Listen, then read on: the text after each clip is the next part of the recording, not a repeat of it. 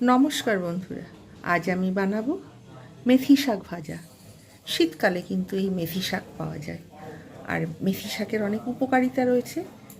তার মধ্যে যেগুলো বিশেষ গুরুত্বপূর্ণ সেইগুলো হলো, এতে প্রচুর পরিমাণে থাকে আয়রন, ভিটামিন B12 এবং ভিটামিন সি।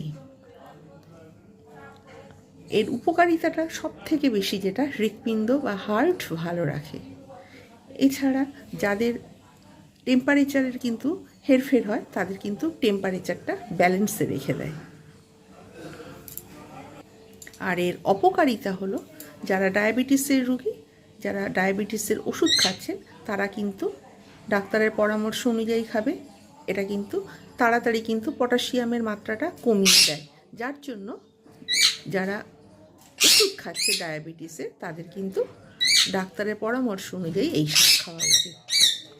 আর যেহেতু ভিটামিন সি থাকে, তাই সকলেই খেতে পারে। মেথি শাক খাচ্ছে, এরা যে কোনো শাক খুব পছন্দ করে। দিয়েছি যেই মেথি শাক একটু খাচ্ছে, আরেকজনও ঠিক একই, দুজনে মিলে মেথি শাক খাচ্ছে।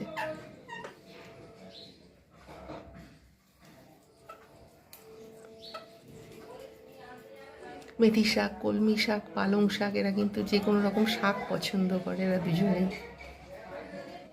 এইরকমভাবে আমি এই যে মেথি শাকের পাতাগুলো নেব, আর ডাঁটাগুলো আমি কিন্তু সব ফেলে দেবো, শুধু খালি এর পাতাগুলোই নেব।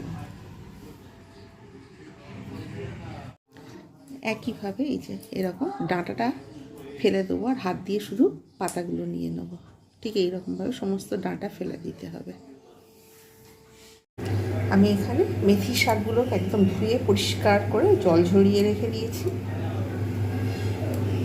একদমই কমে যাবে, ডাঁটা ছাড়াতেই এইগুলো কিন্তু পরিমাণ খুবই কমে গেল। আর এখানে নিয়ে নিয়েছি পরিমাণ মতো লবণ আর হলুদ, এর থেকে আর বেশি লাগবে না ওইটুকু শাকের জন্য। এখানে শুকনো লঙ্কা ফোড়ন দেবো টেস্টের জন্য, আপনারা কাঁচা লঙ্কা দিতে পারেন, তবে শুকনো লঙ্কাতে টেস্ট ভালো আসে। আর এখানে অল্প পরিমাণে আলু নিয়েছি, আলু এটা দিলে কিন্তু টেস্ট ভালো হয়। আর মেথির সাথে হালকা একটা তিতকুটে ভাব থাকে, সেই তিতকুটে ভাবটা কিন্তু অনেকটা ডমিনেট হয়ে যায়, যার জন্য এখানে আমি একটু আলু ব্যবহার করব। তাহলে শুরু করি, সাদা তেলেতে রান্নাটা করব। কড়াতে দিয়ে দিয়েছি সাদা তেল, এর মধ্যে আমি লঙ্কাটা ফোড়ন দিয়ে দেবো, একটু হালকা করে জাস্ট ভেজে নেব।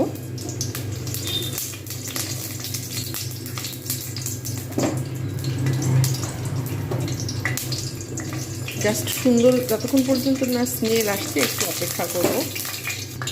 এইবারে আমি এর মধ্যে দিয়ে দেবো আলু, যেহেতু এটা ভাজা হয়ে গেছে তাই। এগুলো দিয়ে আমি একটু জাস্ট নেড়ে নেব।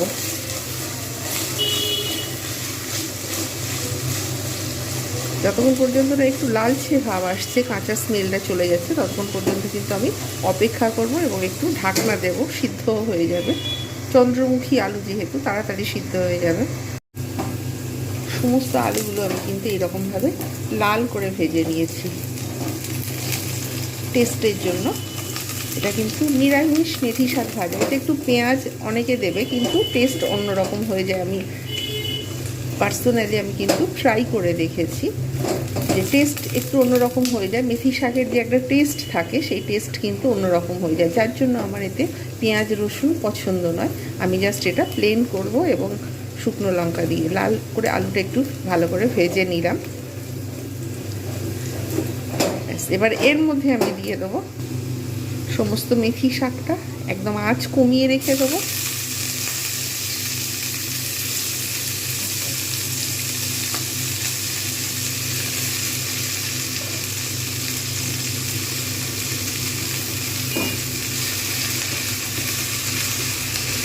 অটোমেটিক্যালি কিন্তু এটা জল ছাড়তে শুরু করবে।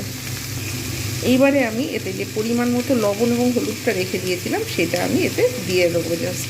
আর এতে কিচ্ছু লাগবে না, আমি এটা আঁচ একদম কমিয়ে রেখে দেবো আর ঢাকনা দিয়ে রেখে দেবো। এটা কিন্তু অটোমেটিক্যালি ভাজা হবে, জাস্ট আমি শুধু ঢাকনা দিয়ে রেখে দেবো।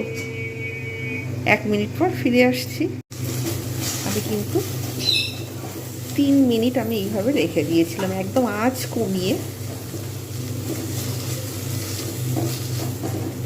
পুরো সিদ্ধ হয়ে গেছে।